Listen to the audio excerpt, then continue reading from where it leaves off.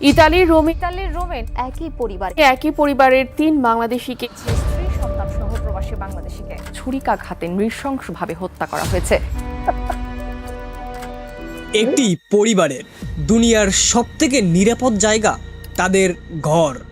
মা, বাবা, ছেলে আর ছোট একটি মেয়ে। বাহির থেকে দেখলে একদম সাধারণ একটা সুখী পরিবার, কিন্তু কয়েক ঘন্টা পর সেই একই বাসার ভিতরে পাওয়া গেল 3টি নিথর দেহ। মেঝে জুড়ে রক্ত, চারদিকে আতঙ্ক, আর মৃত্যুর সাথে লড়াই করছে পরিবারের আরেক সদস্য।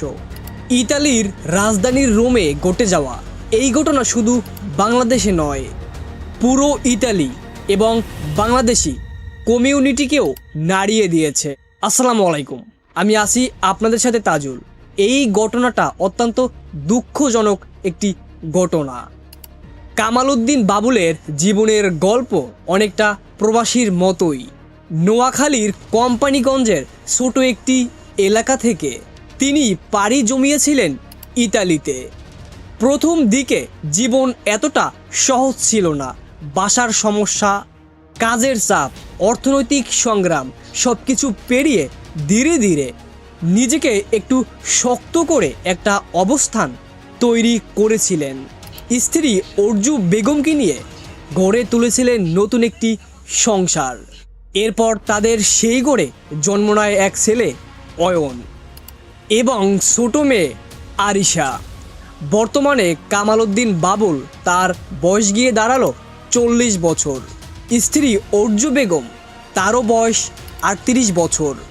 ছেলে অয়ন, তারও বয়স গিয়ে দাঁড়ালো 20 বছর এবং ছোট মেয়ে আরিশা, তার বয়স 5 বছর।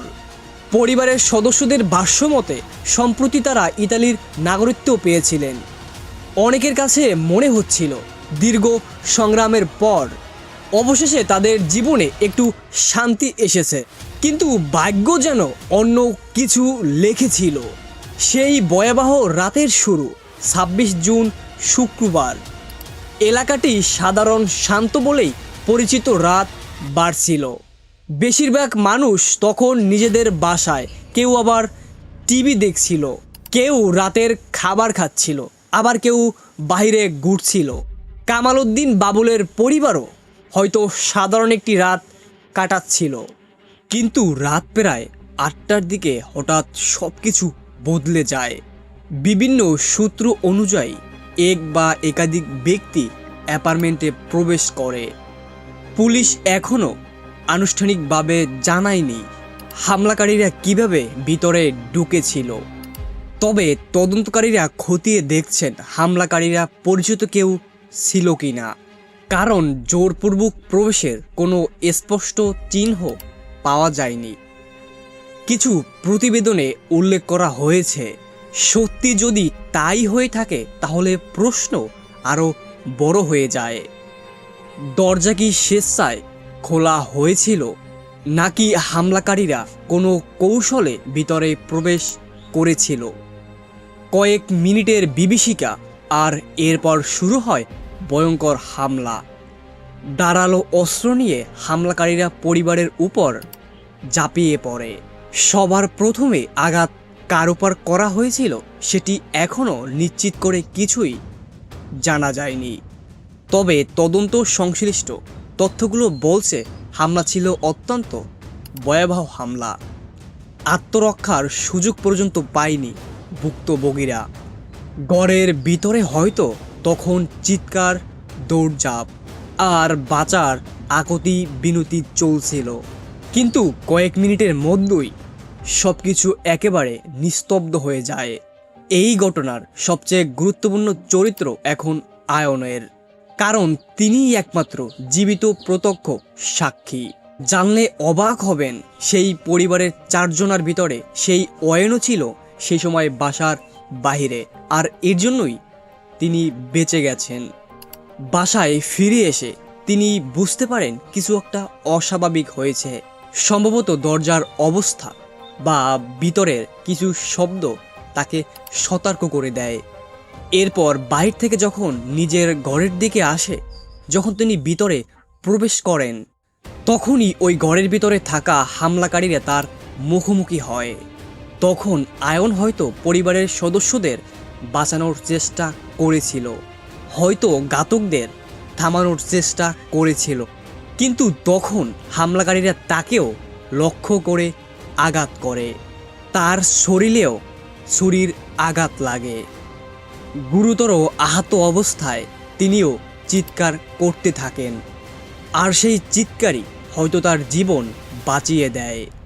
রাতের নীরবতা ভেঙে অয়নের অর্থনাদ যেন পুরো ভবনের মানুষকে নাড়িয়ে দেয়। এরপর সেই ভবনের প্রতিবেশীরা দ্রুত সেখানে চলে আসেন, কিন্তু তখন হামলাকারীরা দ্রুত সেখান থেকে পালিয়ে গেছে। ফ্ল্যাটের ভিতরে ঢুকে প্রতিবেশীরা যে দৃশ্য দেখেন তা ছিল অত্যন্ত নৃশংস দৃশ্য। রক্তাক্ত অবস্থায় পড়ে আছেন পরিবারের সমস্ত সদস্যরা। তখন কেউই সাড়া দিচ্ছে না। দ্রুত অ্যাম্বুলেন্স ডাকা হয়। হাসপাতালে নেওয়ার পর চিকিৎসকরা পরীক্ষা করে জানান কামাল উদ্দিন বাবু আর বেঁচে নেই, এমনকি তার স্ত্রী অর্জুও মারা গেছে। মাত্র 5 বছরের শিশু আরিশাও জীবন যুদ্ধে হেরে গেছে। তখন শুধু অয়ন বেঁচে ছিলেন। তাকে দ্রুত আইসিইউতে নেওয়া হয়। ঘটনার পরপরই ইতালির পুলিশ পুরো এলাকা ঘিরে ফেলে।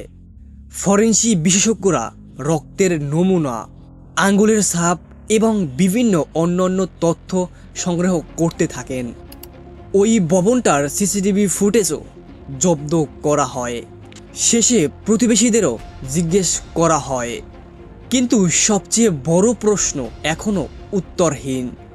এত ভয়ঙ্কর হামলার কারণ কি? পুলিশ এখন বিভিন্ন বিষয়ে কয়েকটি দিক খতিয়ে দেখছে। প্রথমত হতে পারে এটি ব্যক্তিগত শত্রুতার ফল। দ্বিতীয়ত এটি পরিকল্পিত এবং প্রতিশোধমূলক হামলা হতে পারে। তৃতীয়ত কোনো আর্থিক বা ব্যবসায়িক বিরোধ ছিল কি? চতুর্থ, হামলাকারীরা কি পরিবারের পরিচিত কেউ ছিল? তবে এই সবই এখন বর্তমানে গভীরভাবে তদন্তের বিষয়। এই মুহূর্তে কোনো তথ্যই নিশ্চিত নয়। রুমের একটি সাধারণ অ্যাপার্টমেন্ট, কয়েক মিনিটের মধ্যে সেই অ্যাপার্টমেন্ট পরিণত হয়েছিল রক্তকূপে। একটি পরিবার প্রায় সম্পূর্ণ ধ্বংস হয়ে গেছে। মা বাবা আর নিষ্পাপ শিশুকন্যা আর কখনোই ফিরে আসবে না। কিন্তু সেই পরিবারের শুধু অয়ন, সে জীবিত আছেন। হয়তো তার জবানবন্দি এই উত্তর খুঁজে বের করবে। সেই ভয়ঙ্কর ভয়াবহ রাতের প্রকৃত রহস্য খুঁজে বের করবে। প্রশ্ন একটাই, কে, কেন আর কি উদ্দেশ্যে এই পরিবারকে শেষ করে দিল? একটি বাংলাদেশি পরিবারের স্বপ্ন নিমিষেই স্তব্ধ করে দিল। পুরো ঘটনায় আসলে আপনার কি মনে হয়? কোন ষড়যন্ত্রের বলি বাংলাদেশি পরিবারটি? শুধুমাত্র এখন অপেক্ষা সময়ের।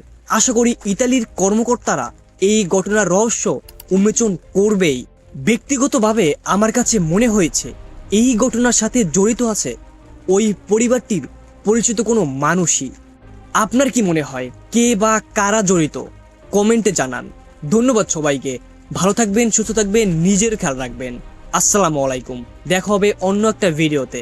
আর অবশ্যই এই ঘটনায় আপনার কি মনে হয়, কে বা কারা এই ঘটনার সাথে জড়িত থাকতে পারে? কমেন্টে জানান।